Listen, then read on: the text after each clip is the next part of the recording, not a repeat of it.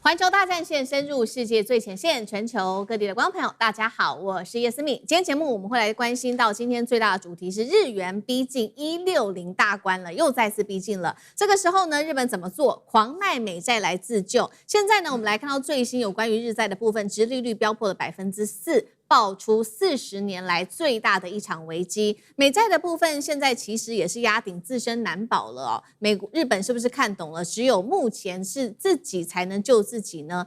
另外，关心到日本的退休族现在非常的惨哦，每月得倒贴4.2万元来做生活上的支出。今天就这些议题，我们会做深度的剖析。先欢迎在场来宾，首先欢迎陈立伟、孙大千委员。大家好。淡江大学财经系教授聂建中老师，思敏，各位观众大家好。资深媒体人彭华干，华干哥，思敏好，大家好。好，观众朋友，今天节目开始前，记得帮我们节目按赞。而环球大战线的会员频道，谢谢观众朋友们的支持，记得要按下加入键才能成为我们的战友。谢谢 Martin， 还有谢谢雨欣，还有许多位，不管是新马跟中国大陆，还有在美国的华人朋友们的支持，有越来越多的朋友们跟我们提供意见，跟我们打招呼。今天一样的，希望跟我互动，写下私密，我在哪一个城市收看，我会亲自的来做回复。有关于现在日本的危机哦，包括了在日元跟日债上，我们赶快来看最新的状况。来看到首先呢，6月份日本为了要救它的这个继续贬下去的日元，因为现在又再次的逼近了160大关了，所以它怎么做呢？就是自救啊，大卖了264亿的美元的美债。让它的持有规模现在降到只剩下大约是1兆多美元了。注意了，这个数字哦，是这一些主要的美债持有国当中，它是减持最大的一个国家就是日本了。大家还记得吗？当时7月份日币不是狂贬吗？所以美日当时就讲好了说，好，我们为了要救日元，大家2个国家一起联手起来去压住日元的贬势。结果呢，确实我们看到日元稍微喘了一口气，现在继续的贬下去，让人不得不问，日本现在是不是也已经看懂了？就是说，对于美国对他们的帮助可能只是一下下的，而美国现在呢，过去它是作为亚洲金融市场的重要国家，现在是不是美国也自身难保了呢？日本的疑问就是来自于许多最近我们讲的美国的经济数据显现真的表现非常的差。首先啊，我们看到了就是美元的部分，它的美债呢已经快要突破40兆美元大关了，而且可能是在短短几天之内就会突破40兆美元大关。尤其来看到长天期的美债殖利率创下新高，30年期创下20年来的新高，更不要说还有庞大的财政上面的赤字，还有美元光是这个每一年利息的支出就高达了1兆美元，还有通膨的压力等等，都让日本是不是觉得说现在自己只能靠自己了呢？所以今天节目一开始先请教委员怎么看日元，即使在这个日本政府出手救市之下，还是继续的贬，现在逼近了160大关，狂卖美债都没有用吗？那另外就是有关于美国的国债的部分，他们也是不是认为美国真的是救不了他们呢？因为1988年的时候，美国国债只有5兆，现在已经逼近40兆了。那日本接下来还剩下什么牌？委员怎么看？对，其实现在的美国，特别是美债啊，已经面临了一个我们号称叫做完美风暴的局面哦。所以很多人说，也许美债大到不能倒哦。可是如果今天我们把这些所有的完美风暴的因素通通都加在一起的话，那么接下来对美债来说，恐怕是一个非常大的挑战跟冲击哦。第一个问题是什么？就是刚才思敏提到的，美国现在的这个债务已经奔向40兆了哦。那么奔向40兆就算咯。过去在33兆的时候啊，我们那个时候看到说30几兆一路往上奔，这个速度非常的快哦，在很短的时间之内，就这个债务就累积到将近40兆。更重要的一点是，它的殖利率也在同步攀高。殖利率代表什么？代表我美国要跟人家借钱，我发行美债，我要付多少利息？所以当殖利率越来越高的时候，就代表我的利率的负担就越来越重了。所以你们现在看到的，我们大家看到的30年这个长天期的美国公债的利率已经到5.22了，而且持续有可能在往上攀升哦。最主要的原因就是因为美国的财政状况很糟，它每年在原本的利率下就要付掉1兆美元的利息。如果美债的殖利率持续攀高，那么接下来它要负担的利息可能超过1兆美元。它一年的 GDP 只有33兆，那么你光利息就要先付掉1兆了。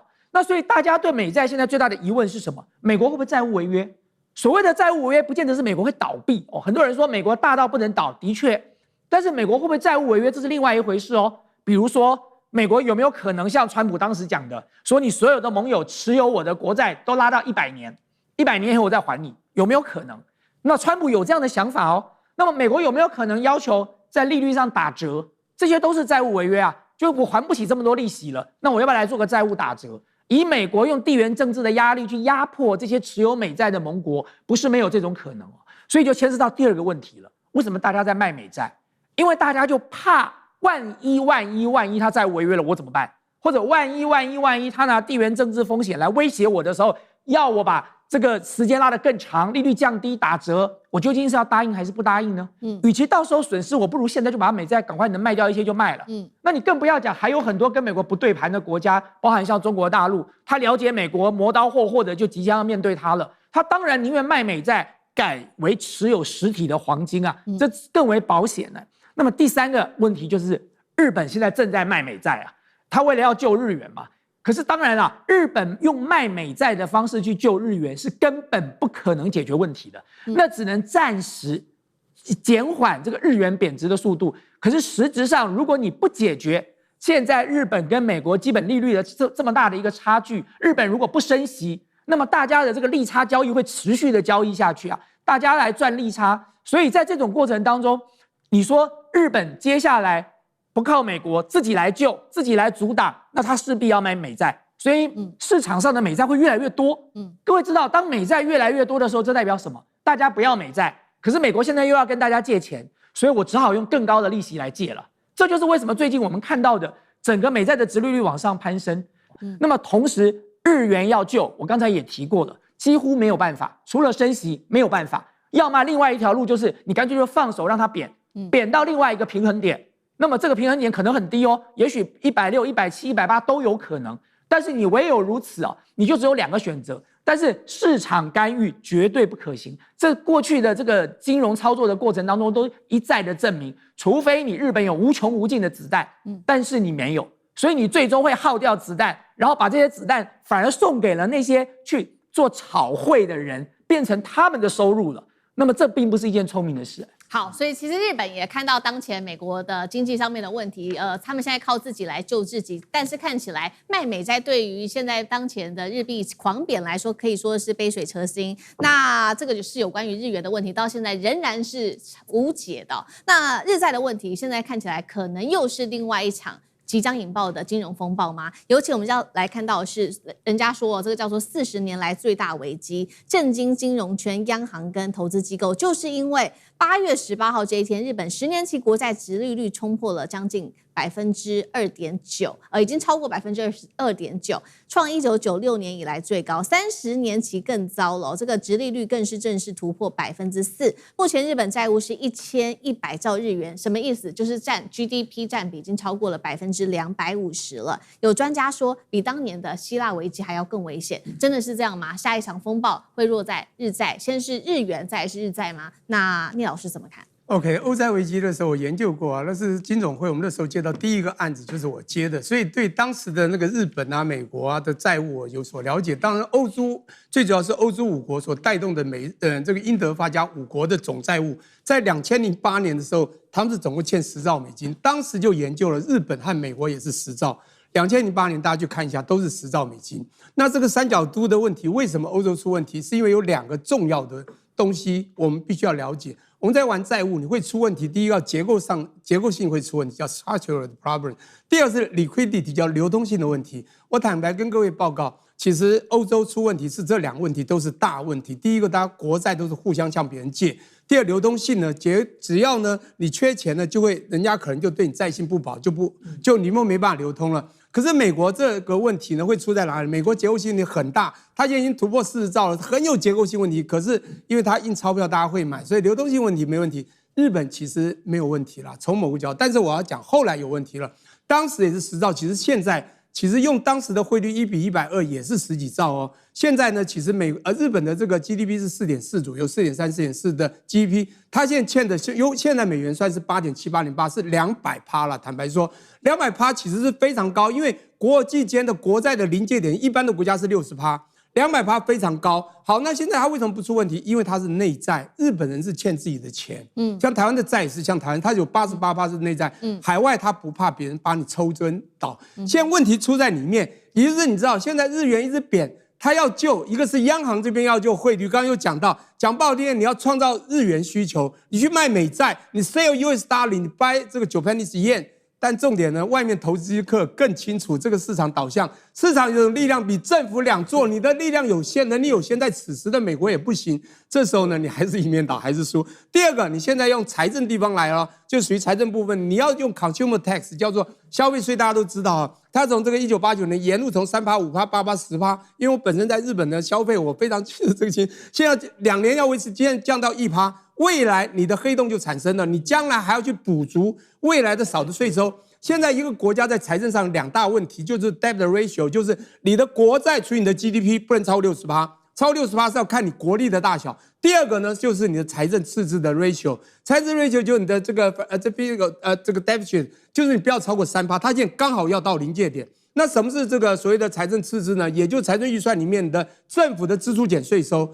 你现在的支出说不好听点，我们要强调一个，你现在国债主要是一个利率一直上升，你现在10年债、30年债，我们换算成了 yield 叫殖利率，现在是10年债2.9多，快3，那这个30年其实4哦。你要知道，这是一个非常高利率，这个高利率叫做对国际有算，对日本人来讲，它又是国债，他会觉得非常高。我告诉你，日本有个很奇怪的现象，1986年广场协议之后，85年9月22号广场协议之后，1989年产生了他们的所谓的 crash 之后呢，失落30多年之后，日本人在40岁以下的人几乎没有体验过高通膨，没有体验过高利率，也没有体验过现在突然你要换汇出国那么贵。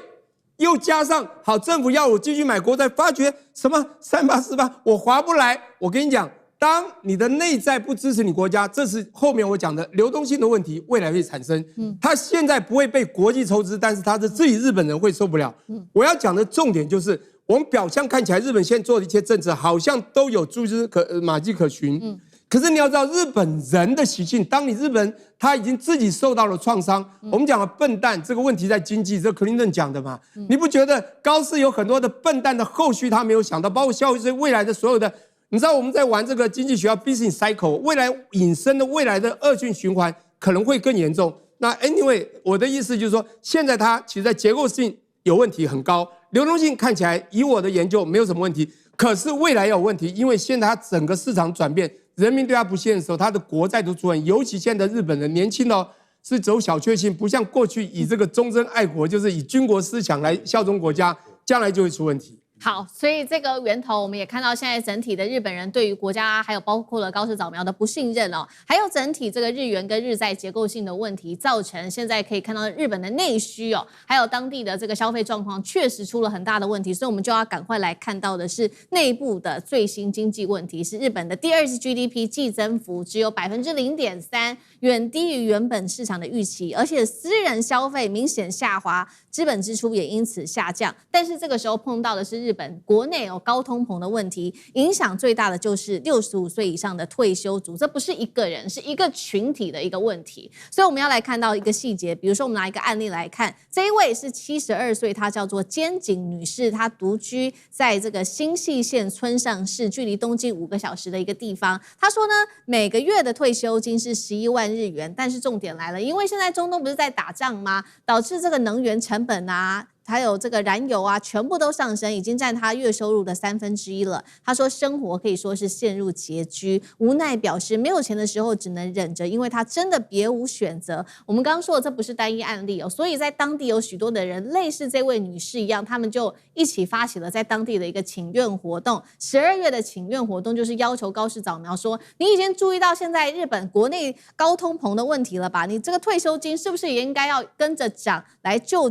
当地的这些退休族群呢？另外一个具体的数据显示，日本65岁以上无职夫妇平均每月靠社会保障给付是22万日元，但是你的生活支出是远高于社会福利啊。还有这些退休金是26万，一个月直接要自己付的就是4.2万的日元缺口，超过新台币8000元。日本人现在目前的心声是，他们觉得每一天都是感觉越活越穷，这个是日本现在的新常态吗？干哥怎么看？好，这个案例真的非常的鲜明哈。新舄县这个72岁的菅井女士，你知道她那个地方叫做村上市，是一个小都市，距离东京5小时的车程。5小时，你说好像近吗？好像也有点远啊。但是我坦白跟你讲，它还算是在，就说是在繁华地区的乡下地方。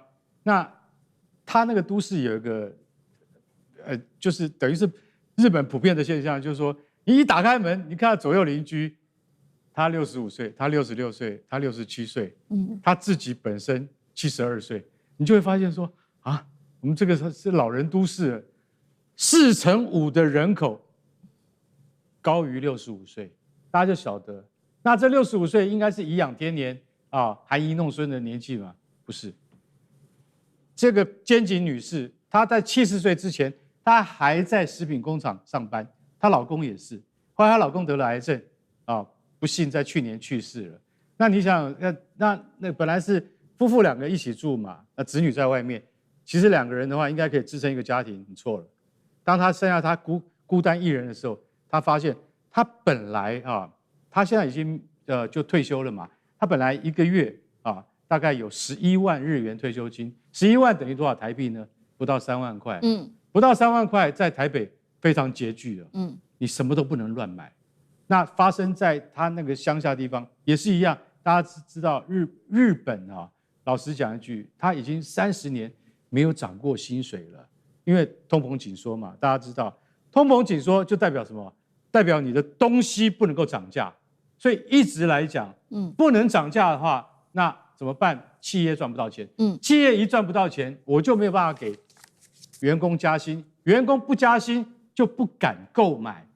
如果你要稍微涨一点价的时候，你还要跟社会大众すみません，对不起，我必须要涨2%、3%，我告诉你。消费者马上痛骂那不像，就是说，不像世界上其他地方或者是资本主义的地方，就是说它涨价一定是有原因的。可是它在这边是不准涨价。日本就是一个很奇怪的一个，就是说它是一个社会体制嘛。刚刚那个聂老师讲的很对，他说以前军国主义在的时候，我还可以，我们缩紧肚子，我们也要撑下去。可是现在不是，现在已经不是这个样子啊。你现在他们。老年人65岁到74岁的老年人，他几乎是一个月因为在就是说社会福利上面可以支撑你26万日元，但是他们现在就是说已经超出21%的支出，也就是每个月要多支出4万2千块日元，去哪里找？找不到，你只好从哪里？你自己的存款，你已经70几岁了。对，菅井女士说，我一个月。就花掉我退休金的1/3，我什么都不敢买，我根本不敢见我的儿孙。为什么？因为那都要花钱。我坐一趟计程车去东京看我的儿孙的时候，我要花1万块日元的计程车钱，我不敢。所以你要知道，日本它现在如果说它继续贬值，日元继续贬值，对于日本国民最大的影响是。不是那些有房有车有股票的那些年轻族群，而是很多数的在乡间生活，在日本的，就是说在乡村的，就是不是像城市那么进步的，也没有那些资产的绝大部分的老年人，而且这个老年人的比例越来越高，对，这就是日本的国家危机了。好，谢谢干哥，那我们休息一下，马上回来。观众朋友们，我们要开会员频道啦！因应呢美中、中东还有印太的乱局，你看到的是新闻，我们看到的是背后谁在操控这个世界。加入会员可以取得独家视角的通行证，你将优先取得更深的观点判读，包括了核心真相分析、历史脉络拆解、局势推演逻辑。同时解锁会员勋章、优先互动权、问题解析、幕后花絮，支持我们制作高品质的影片。点击下方的加入键，一起成为战友吧！我们会员频道见。接下来我们要关心到的是伊朗暗杀逼川普换机，可是陪着川普搭机的是今天这一位，我们会来看到35岁的他的贴身的助理，这一位叫做娜塔莉·哈普哦，那么被称为叫做安抚奶嘴，竟然比国务卿对川普来说还要更贴身，到底怎么回事？另一方面，我们今天也会来关心到的是白宫现在封杀中国大陆的 AI， 但是川普家族却是靠大陆的 AI 模型在吸金获利。怎么回事？今天我们会做深度的剖析。先来看到，川普现在眼前面对的问题真的很多，除了伊朗要暗杀他之外，还有就是身边的亲信政治、绯闻争议跟他的家族利益问题。今天我们会来一一剖析。首先看到第一件事情，川普日前不是因为这个伊朗要暗杀他吗？所以他在飞回美国的路上的时候，他当时说要换机。当时换机的时候，旁边呢留在原来的飞机上叫做诱饵飞机的人，包括了国务卿卢比欧，还有呢这个财长贝森特跟大批的幕僚。但是跟着他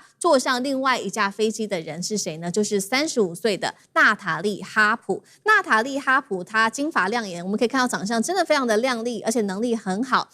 她的小档案是她过去曾经是电视台的主持人哦。后来进入到了川普的团队里面来工作，主要的工作非常的多，包括要帮川普整理列印他的新闻资料，还有民调的整理，社群的贴文都要经过他先写好再给川普看，还有各种的文件等等的处理，被称作人肉印表机，并且呢，因为他离川普最近，所以川普想要看什么、在意什么，甚至知道要怎么安抚川普的情绪呢，都是由哈普来掌握的，所以又叫做安全台，甚至叫做安抚奶嘴等等的称号。那么他的角色现在看起来就是已经明显不只是一位行政助理这么的单纯而已吗？因为我们也要看到最新来自于媒体的爆料说，曾经有发现他在深夜进入川普在海湖庄园的私人住宅当中送文件，让第一夫人当时梅兰妮亚非常的尴尬，这是一件事情。另外一件事情是发生在去年的秋天，被曝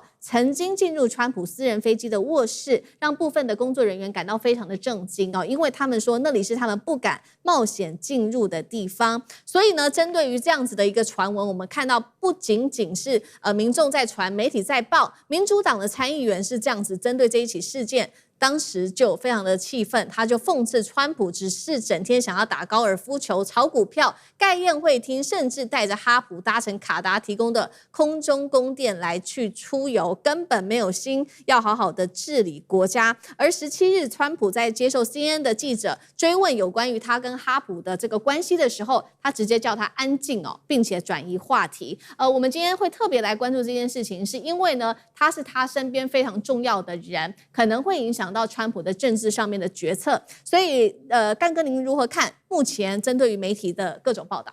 好，这个 Natalie Hope， 她现在是白宫的风云人物，为什么你知道？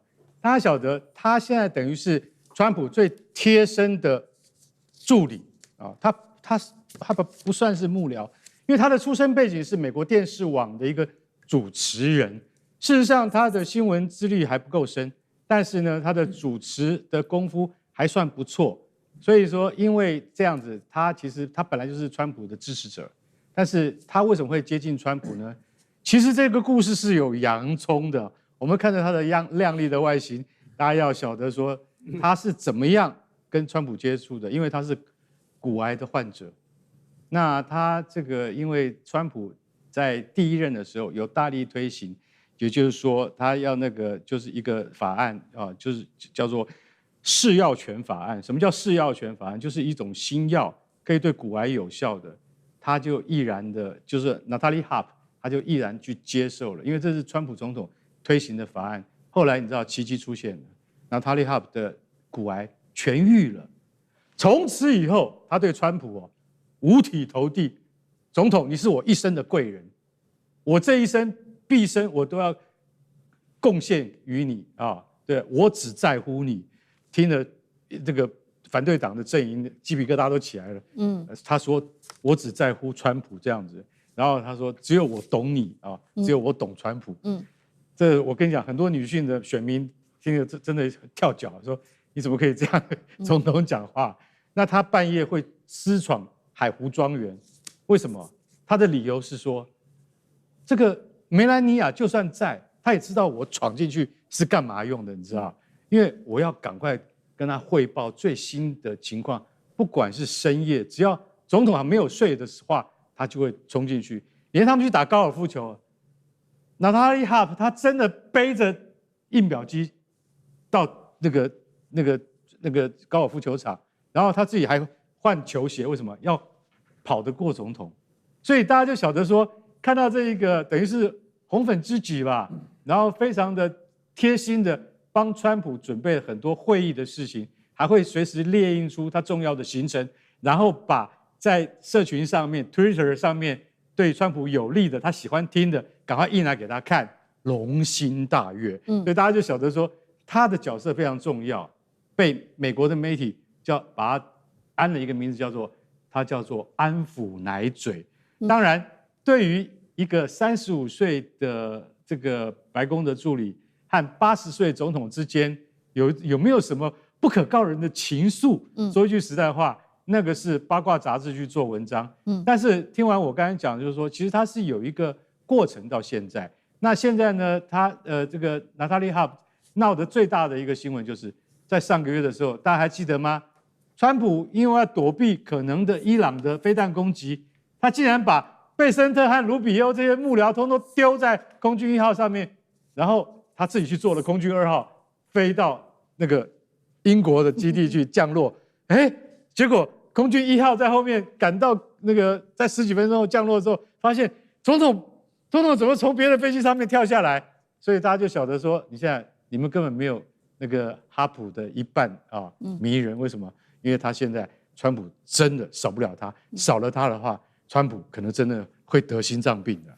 好，这个是他的这个行政秘书哦，在他身边所造成的一些有引发的媒体的争议哦，这是第一期。那第二期我们要来看到另外一个争议是，先前中国大陆的 AI 不是一直被川普给禁止吗？结果现在反而成为川普家族要在这个加密货币发财的一个重要工具。尤其今天要来看到的是川普家族支持的这家加密货币公司叫做 World Liberty Financial， 它跟香港的科技和平台叫做 World Cloud 来合作。World Cloud 里面合计呢是提供了90款的 AI 模型，当中竟然有43款是来自于大陆。这些企业包括了阿里巴巴、百度、智谱、DeepSeek 等等，这些曾经都被川普禁的这些公司哦，连川普的2名儿子也公开力挺这一间公司。那么 World Liberty 现在川普家族拥有的股权更是高达了38亿美元。川普家族要知道，靠着加密货币真的是赚翻了。近年来赚了超过14亿美元的这个金额，就被大家讽刺说，好，你靠着中国大陆的这个AI 模型赚了盆满钵满，但是一方面你又禁止中国大陆的相关的 AI 可以进入到美国跟全世界，到底有没有这个利益上面的冲突？聂老师又怎么看 ？OK， 我觉得川普这个人大家都应该很了解他，商业本性嘛，他的根就是利益嘛。他这个人私人利益和国家利益傻傻分不清楚，我想大家都已经知道了。所以他有这个机会，外面当然会讲他公权私用啊，对不对？他有这个机会当总统，太多好处，太多机会了。因此呢，当你刚讲这个 World Liberty 的 Financial 是他跟他的儿子就是 Eric 这个 Trump 合开的，开了以后呢，当他获有大部分的股份，那用他这个职权之便，的确获利不少。光去年刚讲11亿，去年就赚了8亿嘛，而且赚8亿后有人讲话现在出一个最大的问题是什么呢？是贝森特老是护着他。人家说他赚那么多，成立这个东西有问题。他说没有，这是要稳定美国监管，因为他们能够开定美国监管，而且呢可以稳定美国在国际储备货币的地位。你看都会讲话。那第二个呢，他们今年呢在8月10号又通过了一个叫做 World Liberty 的这 Trust， 有点像银行，就信托公司。它主要在里面呢还发行一个币，又被财政部通过，就是 USD1， 那是 stable coin，叫稳定币你要知道这稳定币由它发行，然后它又跟美元挂钩，对不对？照理讲它是一种稳定币，现在被让它怎么样出去跟其他国家的 AI 跟一个平台，我们讲说 AI 的平台叫做这个 World Cloud， 然后这个合作之后呢，却在里面又允许它可以用 USD1。我觉得是财政部真的是帮这个川普讲好话，好像都是为国家做事啊，为国家监管啊，稳定国家美元的地位啊。可重点来了，这里面有太多川普的利益啦。现在问题利益也就算了，大家知道 AI 你说啊 AI 有什么问题 ？AI 讲不好听，民用、商用就算了，问题如果到军用、到高科技、到航太的话，我跟你讲就有国安风险。美国现在天天在喊国安风险，现在问题来了，这个所谓的 War Cloud 呢，里面有90个平台，里面有43个平台，竟然是中国提供的，就你刚刚讲的这几家，这一提供不得了。好，那提供也就是民用、商用就算，就一发现这里面比比多款都被列为国安风险。请问一下，你怎么解释？所以你今天一个呢，你成立这个获利毛利这么多，那大家说你公权私用，然后你财政部帮你这个圆说啊，好像都没有什么问题。第二个，那你现在碰到了，你处处担心中国追上，你要压制中国的各项的这个不管是软体、硬体啊，甚至开源的这个模型，各个地方去压制。今天呢，你却自己呢的因为的利益去绑装了一个平台，却收受了这个中国的这个。甚至有一半嘛，90%43%。你要知道，这么多有中国的这个平台进去，那又被你列为这个国安危机、国安风险的，请问是不是就有机会透过这个管道一样影响到你这个美国自己的很多的情治的问题啊，这国安的问题？所以这样的问题你要怎么解释？所以啊，还是一句话，这个真的傻分不清楚，到底你是要为自己的利益，还是要为国家利益走？那我不是川普，我也不知道川普在想什么。对，好，川普的这一起事件引发了非常大的争议。那另外同样也是加密货币的争议，就是呢，他最近想要新推一个法案，叫做 Clarity， 是有关于加密货币的法案的。但是呢，他当时的理由是因为他说应该要看这个法案要由来为谁。未来加密货币应该要由谁来监管？是证监会还是其他单位了呢？但是民主党说，你先不要讲这么多啦，你先去处理好，让大家厘清说你总统家族到底持有多少加密货币，我们再去聊法案。那这样子的一件事情就让川普急坏了，所以他这个时候就疯狂的去联系这一些加密货币的巨头进白宫来。是不是可以对国会施压？那包括了这个 Coinbase 等的公司就被川普要求说一起来向国会施压。那接下来会不会影响到整个立法，甚至是加密货币未来的发展？委员又怎么看？好，因为我在研究所除了教人工智慧以外，我另外开的课就是区块链了。所以呢，我简单的来帮大家做一下科普哦。就第一，川普在他选举前发行的这个川普的民营币哦。到现在为止，他的家族大概赚了14亿美元哦。可是整个币圈大概有98万个钱包，加起来总共亏掉了大概38亿美元哦。这是川普的第一件事哦。那么第二个就是川普的二儿子啊，就是刚才建中讲的 Eric， 那么非常高调的跟这个中东的一些相关的资金哦，在去年宣布要在这个中东成立了加密货币的公司。那么这间公司现在也在运营当中。那么第三件事情要跟大家报告，就是说，现在川普从这个当选总统之后啊，他事实上在国会推了2个重大的法案，这2个法案都不由得让外界怀疑，他背后应该得到了很巨额的加密货币业者的支持哦。我所谓的支持不仅仅是选票的支持，还包含了这个政治现金的支持。因为这2个法案，一个叫做天才法案啊，就是我们讲的 Genius Act，另外一个就是我们今天要讨论的这个 Clarity Act。这2个法案呢，主要要讨论什么呢？在天才法案里头，他当时通过了一件事，他把这个稳定币啊合法化。那么当然，他做了一些相关的规定。所谓的稳定币是什么呢？现在稳定币通常是绑这个法币的稳定币，所以我们最常听到的就是 USDT、USDC 哦，这就是以绑定美元，就是我1颗稳定币等于1美元，我锚定哦，这叫做稳定币。但是事实上，各位了解哦，就是通常绑定法币的这种稳定币哦，是直接挑战每一个国家的货币主权的。就是发美金什么时候轮到这家公司来发美金了呢？就明明就是我财政部或者是我 FED 的工作啊。这个台湾也是，如果今天有一个稳定币是绑台币的，明明这个新台币是这个央行来处理的啊，什么时候轮到一家公司来发行呢？所以通常啊，在国际这个上，对于稳定币啊，每一个国家都是采取收拢的政策啊，就是说我自己来发，我不要你发。所以像人民币很早就开始发数位人民币，它的意思是什么？就是我如果有人民币的稳定币，就是我这个人民银行自己来发了。但是川普在这个法案却走完全不一样的道路。它全面开放了，就政府不发了哦。但是呢，各个企业实体你可以来发，你只要符合我的规定，我就让你发。所以在这种情况之下，当然那个时候币圈整个的币价大涨，那个时候各位看到比特币可以一路炒到将近12万美元，当然天才法案是其中一个重要的原因了。对。那么第二个就是我们今天要讨论的 Clarity 的这个法案呢，它强调什么？它强调谁监管？各位知道 SEC 是证管会，CFTC 是商品期货交易委员会，这个差别在哪里呢？如果你是证管会，通常证管会的监管力度是很强的，像台湾也是啊。你看台湾，如果你今天是金融机构，你要受到金管会的监管，那不得了了。金管会是巨细靡遗，大小事都管哦。可是如果你今天是商品呢，在台湾可能就归经济部管了。那经济部的这个监管力道就没有那么强了。所以美国现在也在争同样的一件事，就是我今天的加密货币究竟谁监管？如果是证管会管 SEC 管，那么对业者来说这个压力很大。可是如果是这个 CFTC 管，它是商品啊，所以对商品期货交易委员会来管，那我的监管力度就小了。所以现在争议在这里，川普准备再开一次绿灯，最好就让这个 CFTC 来管。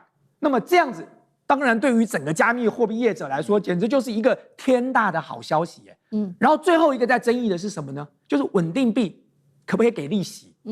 这个就银行就跳起来了。这一波为什么美国国会有这么大的拉锯战？为什么有这么多美国的国会议员后来缩手了？因为银行的游说团体在背后运作了。你想想看，如果你发稳定币的人还可以发利息，那大家就去存在那里就好啦。对，那还要存在银行吗？那银行马上就少掉了很多的收入所以在这个过程当中，这是银行业者没有办法接受的了。所以因此这一波在美国国会所造成的相关的争议，大概就是这几点了。好，谢谢委员。那我们休息一下，马上回来。观众朋友们，我们要开会员频道啦！因应呢美中、中东还有印太的乱局，你看到的是新闻，我们看到的是背后谁在操控这个世界。加入会员可以取得独家视角的通行证，你将优先取得更深的观点判读，包括了核心真相分析、历史脉络拆解、局势推演逻辑。同时解锁会员勋章、优先互动权、问题解析、幕后花絮，支持我们制作高品质的影片。点击下方的加入键，一起成为战友吧！我们会员频道见。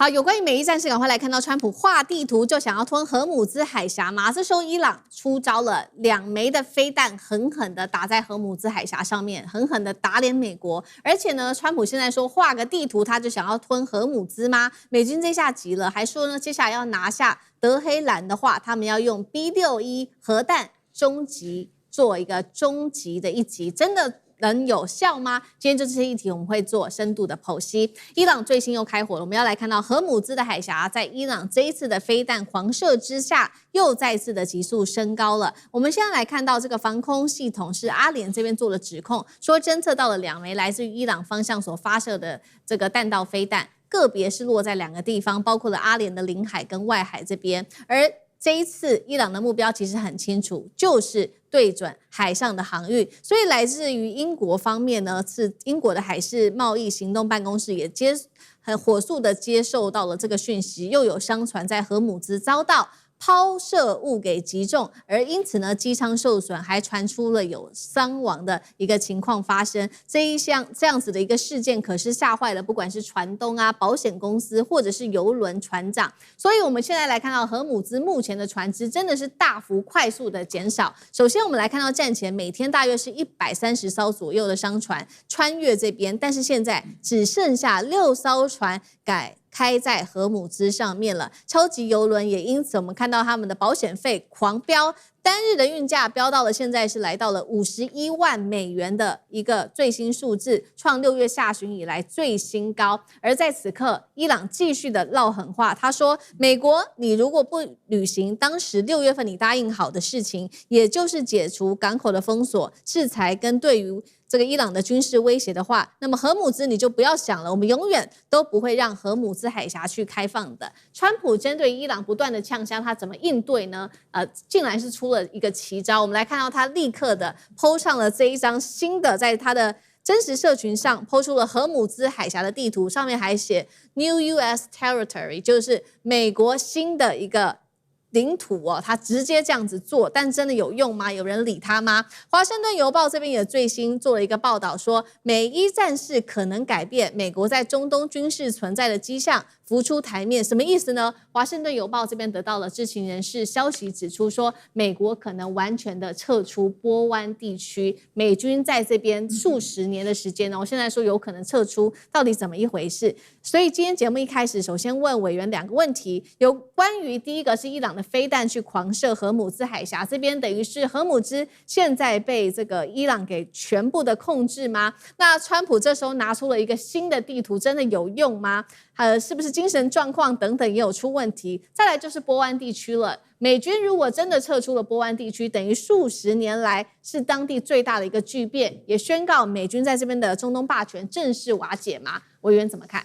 现在在控制海峡的当然还是伊朗啊，如果不是伊朗，美军早就退回去啦，这场战争就结束了嘛。因为川普定了一个最简单的目标，就是荷姆兹海峡重新恢复自由航行啊，他其他的最近都没提了，不断的在讲的就是荷姆兹海峡了哦。但是现在显然荷姆兹海峡还是牢牢的握在伊朗的手上嘛。如果不是川普昨天干嘛说要把这个阿曼炸烂呢？就是因为阿曼跟伊朗准备要谈妥一个协定哦，准备来瓜分通过荷姆兹海峡这些服务费的利益了。那么现在的状况是什么呢？现在的状况是美国已经被伊朗看破手脚了。所以现在反过来，德黑兰现在是以彼之道还施彼身啊。川普最擅长玩的叫做极限施压，而现在伊朗要玩的也是极限施压了。对伊朗来讲，你想想看，他准备了快30年，然后呢，付出了这么大的代价，光是领导层就死了100多个，被这个斩首猎杀掉了。那么在这种情况之下，如果这场仗销声无息的就结束了，你让美国跟以色列再准备个3-5年卷土重来，那么伊朗还跑得掉吗？所以对伊朗来讲，现在就当然趁美国的病就要他的命啊。在这个时间不下重手，要什么时候下重手呢？这场战争从一开始，伊朗就定调，必须分个你死我活了。所以他在这个时间点升高对决的态势是可以预期的，他就是要逼美国出手嘛，看你要怎么出手。当然，你说美国要不要用战术核武？美国只要敢用战术核武，俄罗斯就有正当理由在基辅丢战术核武了啦。那么现在就看美国要不要干这件事。全世界大家各国都可以争相效仿咯，因为你美国先开了这个头哦，所以用战术核武，美国也要面临很大的国际压力。那么因此在现在的这个情况之下，美军几乎在中东是无计可施了，它的基地都被打烂了，它的航母战斗群没有港口可以靠港做补给，它的林肯号搞到现在这种德性，来的这个华盛顿号看起来也好不到哪里去，然后它的弹药又严重的短缺，它的兵力投射已经出了很大的问题了，所以伊朗就吃定美国这一点了。就你到底手上还有什么牌？那么伊朗接下来手上还有好多牌耶。我说过，不只是荷姆兹海峡、曼德海峡呢，荷姆兹海峡的2条地下这个电缆呢，一旦切断，全世界所有的原油及其交易全部中断。那么这对全世界来说是造成莫大的冲击啊！这些都是伊朗手上还没拿出来的牌啊！所以在这个情况之下，其实我认为美军要能够这个找到一个能够完美的转身退出这个战场的可能性真的很低。因此刚才石明讲说，为什么川普只能够用这种精神式的胜利法呢？因为你也想不出其他的办法来帮他解套了哦。所以现在对美国来讲，他将来可能会全面撤出中东，这不是一个没有可能的事情哦。因为如果你再看到现在的这个沙烏地阿拉伯、沙特跟土耳其跟巴基斯坦签了麦加协议，这就是活脱脱的就是一个中东自己的北约了。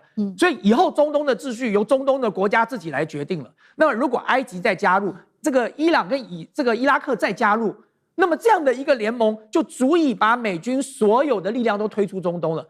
对波斯湾的国家来说，何乐而不为呢？他本来付钱给美国买的就是安全啊，美国给他安全，或者是伊朗给他安全，他只要拿到安全就可以啊。好，这个是美国现在最在意的有关于荷姆兹海峡的问题。我们看到几乎是由伊朗来完全掌控，甚至美军可能退出波湾地区哦，这是今天收到的一个最新的消息。那另外一个美军担心的问题就是有关于浓缩铀的问题了。来自于以色列最新的消息人士宣称，现在呢，这个华府正在研拟一个新方法，要摧毁这个伊朗存放浓缩铀的镐山哦。那么它的方法就是要发射1到2枚的战术核武，真的有用吗？我们先来看，因为先前美国用的是 GBU-57嘛，大家都知道这个是美军最传统也是最强的这一种武器哦，川地炸弹。那当时打的是福尔多，但是要知道哦，当时只是打福尔多都没办法成功，现在要打的是什么？是深埋在底下数百公里的这个镐山哦，那它又旁边有一些厚重的岩层保护，真的能够打穿吗？那所以呢，他们现在预先想到的就是说，不要用 GBU-5000了，用另一款武器。这款武器就是我们今天要特别来看的，就是 B6111，这个叫川地型的核弹。怎么做呢？先深入到地下，再利用核爆产生巨大能量跟震波来摧毁地下的结构。但是他们说，其实也不只说可以用这一款而已哦，因为搞不好这一款也没办法摧毁镐山。最新的另外一款武器，等一下也干哥带我们来看，就是 B6113了。现在说正在快速的发展成熟当中，而且已经完成认证了。它最大的特色就是可以有更精准的爆炸的精准度跟它的当量。干哥怎么看？这是接下来川普手中最终极的一个王牌武器嘛？好 ，B61核子弹啊，就是现代版的当年炸在广岛上的那种核子弹。它就是一种自由落体炸弹，它跟 GBU-57钻地弹不太一样，它是直接这样丢下来的。但是呢，它也是一种钻地弹，而且它加装了 GPS， 也就是像 JDAM， 就是说精准的那个就是全球那个定位系统啊。它虽然是一颗炸弹，但是它装了那个配件之后，它会更精准的，不管打在什么地方，打在十字镐山，打在福尔多，打在纳坦兹。它都有一样的效果，而且它跟一般的钻地弹不一样的是，它是核子武器。如果是核子武器的话，那我们就要计算它的爆炸当量。什么叫当量？当量就是你丢下去之后，一当量就是1000公吨的黄色炸药。它有多大的当量呢？它可以从0.3当量千吨，达到34万千吨啊。要看你怎么样装药而定。好，那我们现在来讲一个重点，就是说怎么会有 B61这种武器呢？ B61从 B61 5到7到9到11到13，现在最新型的是 B61 13型的这种啊，它重多少呢？它非常小，小到你会觉得说它只有800磅而已。你看它长长的。实际上它只有300多公斤，但是它的爆炸威力我刚才已经说过，相当的惊人。投在广岛的原子弹只有15000吨黄色炸药，但是它有34万吨的黄色炸药威力。大家就去想，它一旦投下去的话，它对当地会造成什么样的影响？当然，不管福尔多、纳坦兹或者是十字镐山，可能都是人烟罕至之地了，它不会像广岛。一挨炸就死了8万人，那么可怕。可是你有想到它的政治后果在哪里吗？北边的苏联跟东边的中国能接受吗？这种事情不是你敢不敢做的问题，是你做了有什么后果跟代价。所以拜托，我们今天看到这个外电，我真的很头疼啊！为什么？因为发这种新闻跟消息的人，他根本不顾后果，他也不去问国际的地缘政治现实。他说是以色列的一些这个官员放出来的消息，我告诉各位，以色列好胆他自己用，他如果不敢的话，不要推给美国。美国也不是傻瓜，我今天用了这个东西，2个国家，2个世界最大的强权就来问你，你为什么用了？你有照会吗？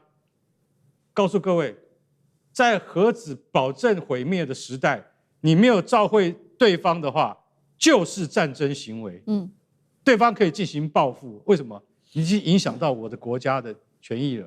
你要知道，十字镐山距离苏联的这些前的附庸国多么近，它距离乌兹别克，它距离那个还有那些，就比如说中亚的那些以前的附庸国有多近？你如果造成他们的损害的话，是不是对俄罗斯本身造成损害？那个就是宣战了。还有对中国新疆而言。也不会太远，顶多1000公里而已。辐射层会不会飘到那边？我现在先跟各位讲，大家还知道1986年的车诺比核灾事件，到了10年以后，1996发现这个地方的那个核辐射高达1万伦琴啊！我跟你讲，只要500伦琴啊，人畜就会死掉。过了10年还这么重啊！所以我今天如果说投了一颗 B61，我会造成多大的国际反应？这个不是解决问题的方法。所以请问，请以色列那些官员们不要出这种馊主意。你搞得全世界都很紧张。不能够用核弹，绝对不能。川普再傻也不会用，因为连金小胖都不敢用。你说说看，川普会不会用？好，这个是来自于以色列最新情报，但是以色列从哪里得知这个消息，这不得而知。但是针对这样的消息，伊朗也最新呛瞎了。他说，你真的要炸也没有用，因为呢，这个镐山里面他说根本就没有浓缩铀。最离谱的事情是，其实确实到现在 IAEA 也从来没有真的进去检查过，所以呢。这个伊朗说里面是空的，搞不好是真的。但是呢，美以的情报又说，伊朗早就把数千台的离心机搬进去了，真的是这样子吗？现在是伊朗在唱所谓的空城计，还是到底说这些浓缩铀、离心机啊这些重要设备早就已经搬出镐山了？聂老师怎么看？哇，这个问题大哉问！如果以色列莫萨德、美国 CIA 都找不到，你问聂元忠就知道了。那聂元忠真是神人。好了，不管怎么说，我觉得啦，伊朗有他们的智慧啊。这个地方我们只能说啊，我们大家都知道，这个地方我们仔细爬文一下，你就知道镐山这个地方，他们把它称为它是一个深山隧道。那它盖深度呢有这个80到100公尺。那这么深的地方，当然你如果一个层楼我们说2.7这样子公尺高好了，它有35层楼高。那你知道这有多深啊？好，那不管怎么说，所以呢，这个情报各情报单位把它称为叫情报黑洞。你看，莫萨德 CIA 啊，对他们的这个研究将领也好，军事将领啊，研究科技人才都能够马上定位、精准打击。这个情报收集很厉害，但这个地方他们的确现在有点搞不定，所以把它叫情报黑洞。所以你先问我，我只能说我用猜的说应该会有，但有多少不知道。而且讲不好听，离心机和高浓缩又是两回事。他们一定是分散布局，就像我们在教财务一样 ，diversify 嘛，都是你一个地方炸毁了，但是没有其他保命怎么办呢？我们资产要放在不同的篮子里，所以它那个鸡蛋应该是放在很多篮子里。不过这个地方因为够深够保护哈，我觉得因为它有2个特色，一个是它埋藏极深，第二个是保护力极强，所以它这个设计是非常有保护力的。因此我觉得一定会有部分东西，它要马上撤离也不可能，但是应该还是diversify有分散。不过现在要讲的就是，刚大家讲到一个，现在讲不好听，这个东西啊是以色列传出来的，那是不是真的？搞不好有川普讲到这样的事情，可能没有。但是你大家讲到，因为川普喜欢搞那个极限施压嘛，他搞不好就是火了以后就讲说要核炸你，哇，那还得了？因为刚刚又讲到这个开玩笑，这个国际到时候的打法，这个只能你战术或者就是喊人嘛，因为川普很喜欢喊话喊价，所以我用喊话的这个情况呢，我们就不疑有他了。说不好听点，这个呢我们去了解了一下，不得了，B61-11这个东西，它的威力有多少？你知道吗？它当量是30万到40万公吨的 TNT 的当量，这个当量是当时的这个 Little Boy 啊，广岛那个当量的几倍，26倍啊！开玩笑，炸下去还得了？当然，刚刚有讲过，那个地方可能地广人稀啊，伊朗也大，这样死人一定会死，但是可能没有像广岛这么多。但是不得了，这个国际打法，我也开玩笑，你到时候的那个辐射落成，你怎么办啊？你旁边邻近国家怎么去讲你？你敢动，别人是不是也要动了？那这时候怎么办呢？这时候我觉得是机会应该不大了，这个因为它只是备用。当然还有一个就是因为它没有办法再用 GBU57了，大家知道 GBU57现在剩几颗吗？据我所知，它原30个打掉20个，上次去就打了20几个，现在剩下6枚，它没办法了嘛，它要再打只能用这个，但这个呢又有国际的限制，它的限制这个门槛太高了，所以有点困难度。Anyway， 我觉得这个机会不太大，但是不管怎么说，伊朗现在把它 diversify 以后，美国真的非常头痛。好，谢谢聂老师，那我们休息一下，马上回来。观众朋友们，我们要开会员频道啦！因应呢美中、中东还有印太的乱局，你看到的是新闻，我们看到的是背后谁在操控这个世界。加入会员可以取得独家视角的通行证，你将优先取得更深的观点判读，包括了核心真相分析、历史脉络拆解、局势推演逻辑。同时解锁会员勋章、优先互动权、问题解析、幕后花絮，支持我们制作高品质的影片。点击下方的加入键，一起成为战友吧！我们会员频道见。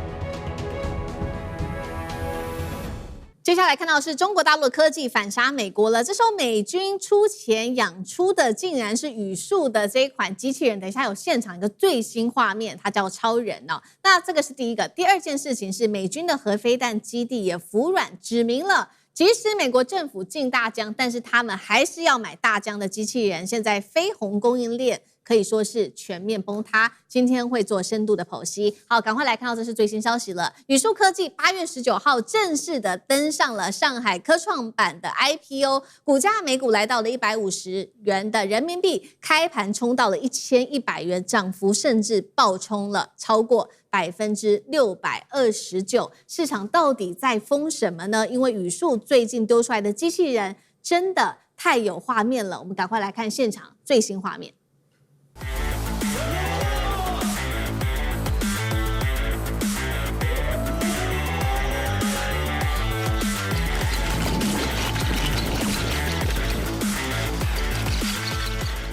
您刚刚看到是在17日这一天最新公开的新型的人形机器人，它叫做 Superman。我们来看到它的一些基础的小档案哦，最高速度可以达到12公尺，什么意思呢？它已经打破了牙买加当时呢短跑传奇人物博尔特100公尺的记录，而且刚刚我们也看到它一直这个上下跳嘛，这个跳跃最高的高度甚至超过了2公尺，突破了人类的极限，因此备受关注。这一次宇树的成功也和这个美国竟然有深度高度的关系哦，尤其我们要来看到来自于路透社的独家报道，他说宇树当初成名是靠4足机器人的，那它的源头竟然是美军所资助的一个研究，当中美军资助的就是它的 MIT 的研究，后来呢中国大陆就使用它这个公开的技术来做4足机器人，所以呢意思就是说大陆在拿到了美国的这个公开技术之后，就快速的把它工程化、商业化，最后试错之后迭代更新，甚至量产，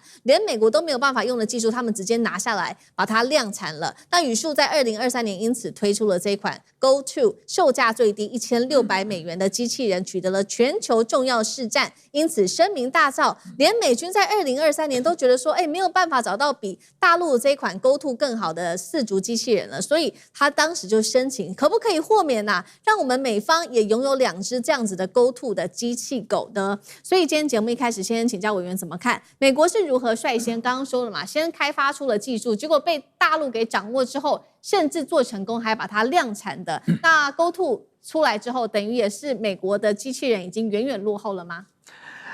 当然啊，那么当时美国国防部的这个计划案，其实原本的这个合作的对象是大家常常听到的叫做波士顿动力啦哦，所以呢，最早的4足机器人，包含那个机器人的后空翻哦，那个画面其实都是波士顿动力的。但是其实美国长期以来对于这个机器人的这个研发哦，早期并没有太重视哦，所以后来波士顿动力经营不好啊，他就转手卖给了谁呢？卖给了日本的软银哦，卖给日本软银之后呢，日本软银又在2021年把它卖给了韩国的现代。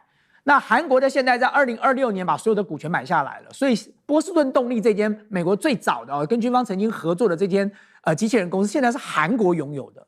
那么现在美国国内哦，它也有其他的机器人公司在做哦，比如说我们常常听到的最有名的像 Figure 哦，它推出来的最新的一款叫做 Figure 3哦，那 Figure 的机器人已经进入了 BMW 的这个工厂哦，来帮忙做工作了。然后呢，再加上像 Tesla 的，各位知道这个马斯克最喜欢去宣传他的机器人就是 Optimus 哦，擎天柱机器人。然后另外一家叫做这个 Agility 哦，它推出来的叫做 Digit。这个机器人有3种哦，所以现在美国现在在市面上大概看到的大概就这3种机器人。那我要帮大家比一下价格哦，就宇树机器人，它的机器人，我现在不要讲4足哦，这个4足机器人我们都常常叫做机器狗了，就是4足不要讲双足机器人。双足机器人宇树的售价是多少？大概是3万人民币，最便宜的3万人民币，贵一点的大概到9万人民币，3万到9万之间哦。然后呢，那你知道 Optimus 要多少钱吗？Optimus 要3万美金啊，就一个是3万人民币，这是3万美金哦，这中间差了大概6、7倍哦。然后再来 Figure O3 要多少呢？也是大概2.5万美金哦，所以一样的问题来了，我卖3万人民币，你卖2.5万美金哦，这个差多少呢？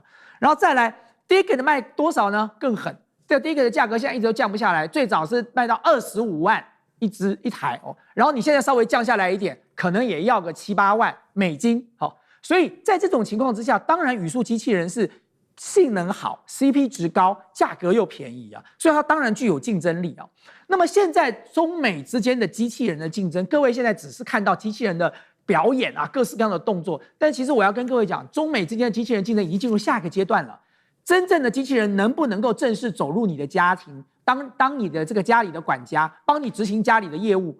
最重要的关键是在于下一个世代的 AI 大模型，我们叫做物理 AI 啊，就世界模型能不能够建立起来？当这个模型物理 AI 能够建立起来之后，未来的这个机器人它就有距离的概念，它有空间的理解，它知道物理的原则，它就可以真正走进家里头去帮你处理家务了。那么因此现在中美双方的 AI 团队都投入在做物理 AI 了。包含中国大陆最近砸了重大的这个资本去辅助了好几个团队，在做的就是这个。当谁能够把物理 AI 先跑通，那么中国大陆的这个语速机器人也好，其他的各式各样的机器人公司其实很多啊，上海的青龙机器人一大堆，这些机器人在配备到了这个物理 AI 之后，那才是真正的要令人刮目相看的哦。所以其实现在看起来，中国目前已经处于一个领先的阶段了，接下来他们还会遥遥的领先下去。好，这个是中国大陆的机器人哦。那其实现在美国也很担心啊，不只是来自于中国大陆机器人现在的输出之外，其实还包括了大疆无人机。那最新呢，我们都知道，美国早就已经把大疆无人机给列为管制的对象，但是呢，来自于美国自己军方内部却是寻求美国政府可不可以解禁，这个是美国的义勇兵3洲际弹道飞弹重要基地的采购文件，竟然现在呢白纸黑字写说我要大疆，不接受替代方案，原因是他认为大疆里面有一些功能是没有办法取代的，当中包括了射频跟飞行性能都是非常高的。要知道这五角大厦进这个大疆说是以国安的理由，川普还要针对无人机课征100%的关税，甚至接下来还要继续进7项的军用级的中国大陆无人机产品。现在是连军方都反对政府的做法，到底怎么回事？压得住吗？干哥怎么看？好，这个真的非常有趣。这发生在哪里？发生在美国的那个蒙大拿跟怀俄明2个地方。为什么？那个地方叫做美国飞弹基地的最重要的指挥中心，好不好？那个都是深埋在地底下，这个几百公尺底下。那为什么要买大疆的无人机？而且他们用那个白纸黑字，用一个 A4 纸，就是说我要大疆，我就是要大疆，其他免谈啦。他想说，中国制的无人机这么屌啊，屌到说已经可以到，就连美国飞弹基地的操作人员都说，我只要大疆。不是，我解释给大家听，就是说，因为大疆的特性是其他厂商做不出来的，它有3个特点。第一个特点叫专有电子协议啊，这个非常专业，这要问大千了。另外一个叫射频特征，非常专业。第3个叫飞行能力。他说，光这3点，美国自己本身厂商做不出来，只有大疆自己做得出来。还有最重要的价格，拜托，美国自己做的一台要多少钱？要6万美金、8万美金，不用，大疆只要3万美金，一半的价钱就可以了。所以我们要买6架而已。买大疆的无人机要做什么？我是飞弹基地，附有美国核子战的时候最后一级的功能，我干嘛要买大疆的无人机？因为就是可能在最后一级的时候要防备来自中国的无人机威胁，所以我们现在要开始训练操作员如何反制这些可能入侵的中国无人机，所以你一定要买中国的大疆无人机，你才能有办法来演练，拒绝所有任何其他厂牌询价、协议、探寻，通通不要，只要大疆。就是这么一个笑话。因为你要知己知彼，百战百胜，只能用对方真正的东西来再拿来去研究，你才能够预防未来可能100年之后发生核子大战的时候，我们没有办法对付什么？对付中国的无人机，所以我们要大疆的原汁原味的东西，就这么简单。好，那美国军方坚持一定要用，但是美国政府坚持不给用。那现在中国也出击了，最新消息是直接要求了美国联邦上诉法院给一个最新裁定，那确实现在也有裁定的结果。现在是说呢，法院其实对中国大陆是比较站在这边的，他认为说你到现在还是不能很清楚的告诉我说你到底为什么认为大疆跟中国国防是有关系的，他要美方去解释清楚。另外一方面，美国真的想要断中国大陆的供应链真的很困难，原因是在昨天陆军第8军团的一项无人机采购案被查出，承包商呢涉嫌使用中国大陆的封装晶片跟飞行的控制板，因为我们都知道大陆它掌握了一系列的这个无人机相关的供应链，从这个飞行的控制板、晶片、马达、摄影机模组、导航全部都有用到。你真的要去中化，有可能吗？聂老师怎么看？OK， 我觉得现在大家都已经很清楚知道，美国制造业空洞化，所以要 MAGA， 但是非常难。但是中国呢，相反的呢，它中国制造2025的这个文本之后呢，发觉它要把这种人制造强国嘛，资讯化、工业化，现在真正制造强国就是中国。当它一边制造中国变成制造业强国之后，它会出现1 C 加2 Q， 就是 cost down， 就成本非常低。第二个呢 ，quantity 会量产，没有错，会产能过剩。但是还有第三个，就良率增高，叫做 quality 也很好，所以1 C 2 Q。当然这个时候呢，造成全世界害怕，哇，你东西又便宜，到处去卖，甚至告你当品，就开始限制，这是第一个飞鸿。第二个呢，一觉得太利好，可能会造成所谓的国安风险，又开始在限制你。这时候你就会发现，这个出现2极了。对中国来讲呢，它就会出现了所谓的产能过剩，产能过剩它就会大家又在飞鸿供应链卖不出去，它就会内卷。一旦内卷，价格就越来越低，那国际压力就更大。那除了这个中国之外，其他国家只要飞鸿，尤其像美国，它的需求还是在啊。你有飞鸿，它更需要产生的超额需求。一旦超额需求，价格就是奇货可居，越来越贵。我想这个还不是重点，是未来当这2个地方啊，中国这个其他地方飞鸿，中国一直在成长之下，你会发现这个场域的变化，在美国，尤其美国一直要抵抗中国的科技发展。你什么都不用，你无人机不敢用，你这个甚至 robots 这个机器人不敢用语速的无人机不敢用大疆的，我告诉你，未来你的生活场域就变得非常落后。你要看中国所有东西，包括低空经济哦，无人机，这机器人不管是公关机器人、事务型机器人，都节已经追上了所有的全世界其他国家。如果其他国家不跟进，就像我们台湾也是一样，什么都抵中抗中。我们台湾现在什么都没有，你去低空经济你到哪去找？你去外送哪有这个就直接送的？你到大陆真的很多地方都这样，你会发现我们会落后。你越抵抗人家，越害怕人家，越不让人家东西进来，你越惨。所以我跟你讲哦，那些聪明的一些商人啊，就会偷偷的去买他们的零件。